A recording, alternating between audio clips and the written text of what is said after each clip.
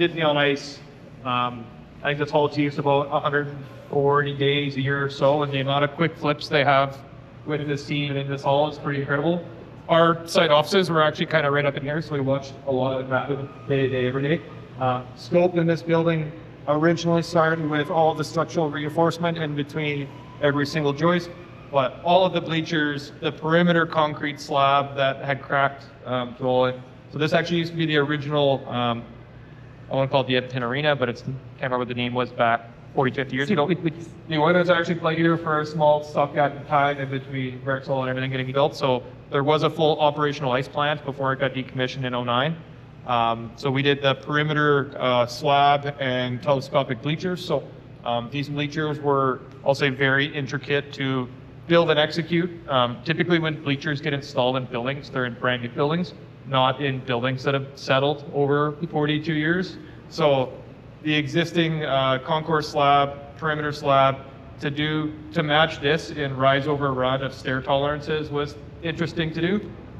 The bleachers up top, super simple, but just these telescopics, and especially with the amount of different configurations that Explore Edmonton needed for all of their events, whether it's volleyball where you cinch in a couple sections or the rodeo or anything else, there's so many different configurations of these bleachers that is possible with our partners we had down in Illinois. I think Irwin is out of. So you can see all the new massive duct runs. So in 2009, they actually built a mechanical room on the other side of that wall, but didn't fit it out. The decision was made because there still was life cycle in the existing units on the roof.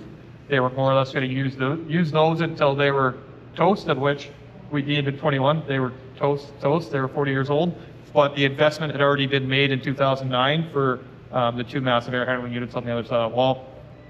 Showing you those air handling units doesn't really, looks like a mechanical room. The one I actually want to show you is kind of below this that feeds the entire old side of the building, of which one thing that kind of goes unnoticed is for some of these massive retrofits to meet some of these energy efficiency requirements in an existing footprint in a mechanical room in the basement, very, very difficult.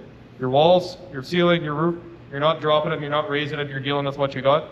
You're going to see some very tight and confined spaces, of which we had a mastermind down there. He was Icon's foreman.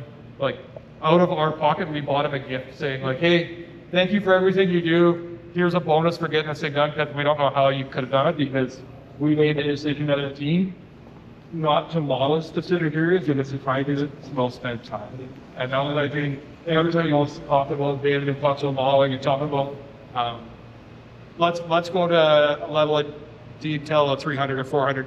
But if the team on site's not using it, it's a lot of wasted time and a lot of wasted money. So to say, Icon's for no, don't draw anything. I'm going to figure it out to put our trust in him.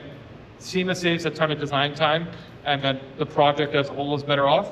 It's super, super helpful. So we'll kind of skirt through here, Tyson. I hope that's okay. Anything? Yeah, as long as the aisles are open, you're good.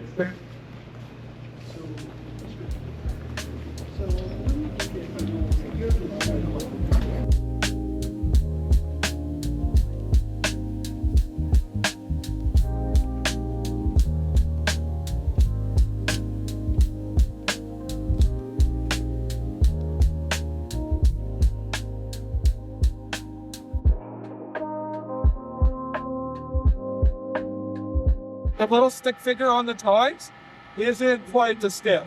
So to actually say, hey, yeah, each person has access to new clearance levels and moving, and even just locations within this, I'm very, very sticky to do.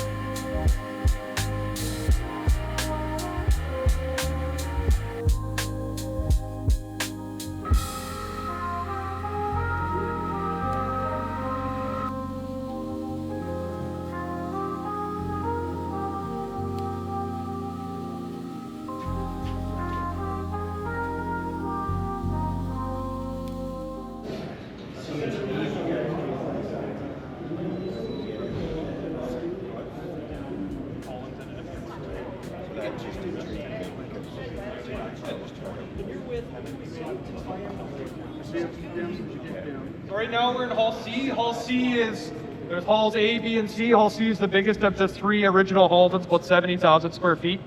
This is their most highly sought after hall from an events perspective, not only due to size, but even head clearance. There's a lot of events that really like Hall C.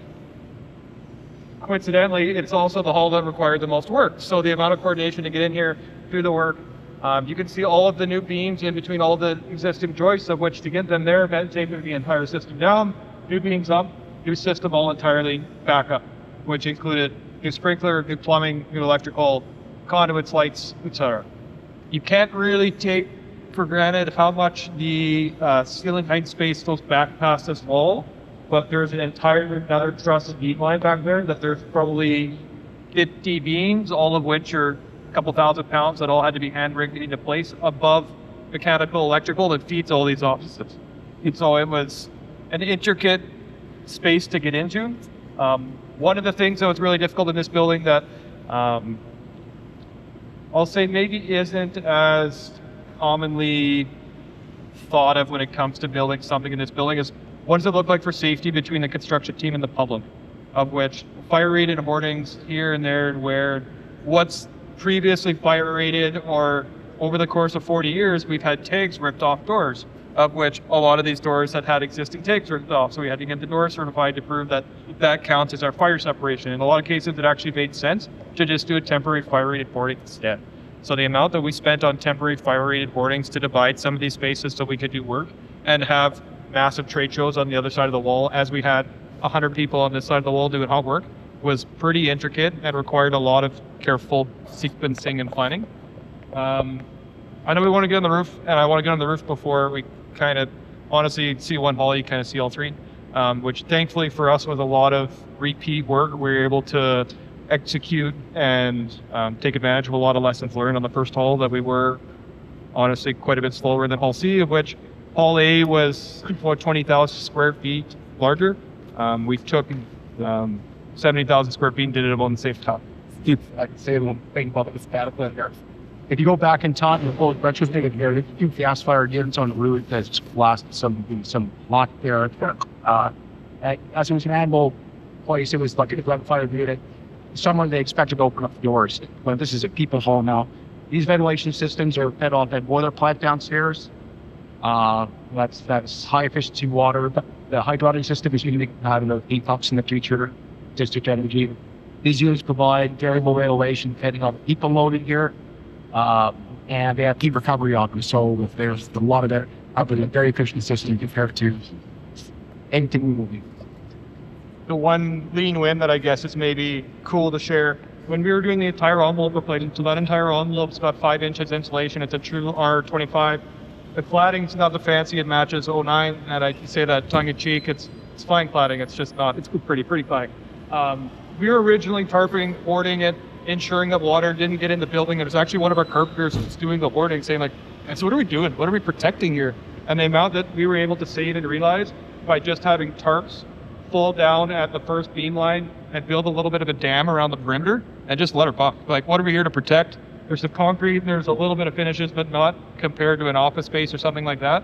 And to hire a temporary worker that is cheaper, nobody's making lift on that worker, and to squeegee it back out the door when you have a rainstorm. It looks weird when you're at a construction site, you see rain coming through the walls, but to have that honest conversation saying, hey, is this a good use of spending money? And in a lot of cases, it's like, no, we're tarping it because we typically tarp and protect spaces, but what are we really doing here? It's just good value. So that was one of the savings that, especially as you multiply it across 3 halls of this size, you got gigantic savings that could go back into reinvested into other functioning buildings. So Tyson, I'm letting you lead us to the mechanical room to the roof. Oh, because you actually have a key. We could probably go through the easiest way if we go through the wash rack and then.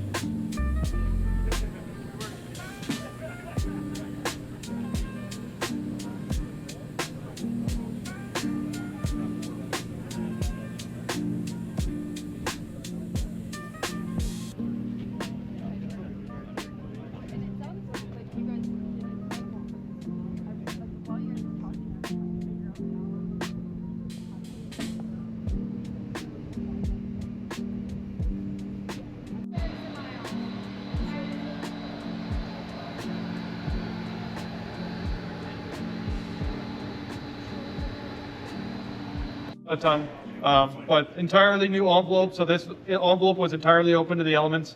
And one of the mandates from the team, or one of the conditions of satisfaction, was how do we impact the facility as little as possible? So this entire exit path was still maintained.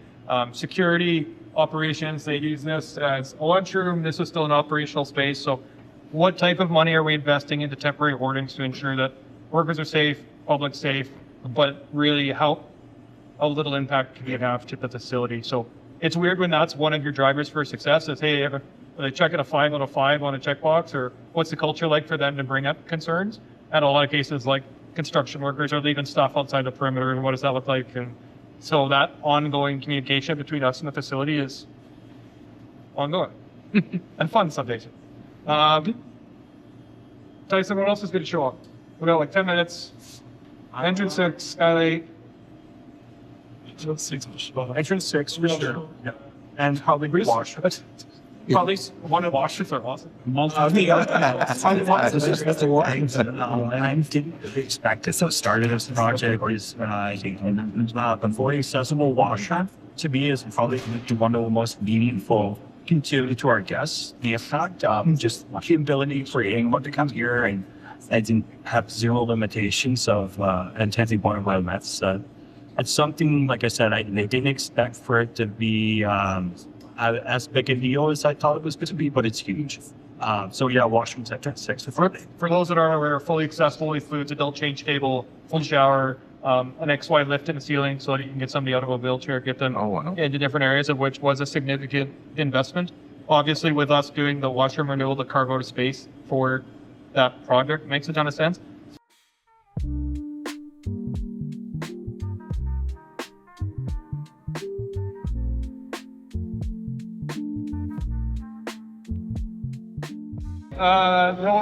This entire skylight is one of the biggest skylights in the city of Edmonton. It leaked like an absolute sieve to the point where every time it rained, they would chase buckets throughout. And what did it look like to replace the skylight in an operational facility? So a lot of coordination with FRS, Event FRS, codes officers, because they wanted to maintain access to halls A, B, and C. What does the exiting load look like out of halls A, B, and C to get up to entrance 6, entrance 5, or out to the fire lane? Because we had, I think it was about 19 weeks worth of work to replace the skylight. So what does it look like we had talked about an elevated dance floor so they could work underneath and throughout, but how do you maintain a fire rating because you're doing outwork above? So we actually ended up building a big fire rated boarding and then ended up pushing everybody throughout. ACI had a codes reviewer actually analyze what does it look like to get X amount of occupants out to the fire lane, back where they came, et cetera, to ensure that we met exiting loads for Skills Canada, a lot of the trade shows, K-Days. So we did this entirely peak construction season, of which K-Days was full force in all 8 halls plus the entire parking lot. So, yeah, fun skylight, but along with all of the beams and everything that kind of ran across, entirely new paint, new flooring, etc. So, it's not new flooring.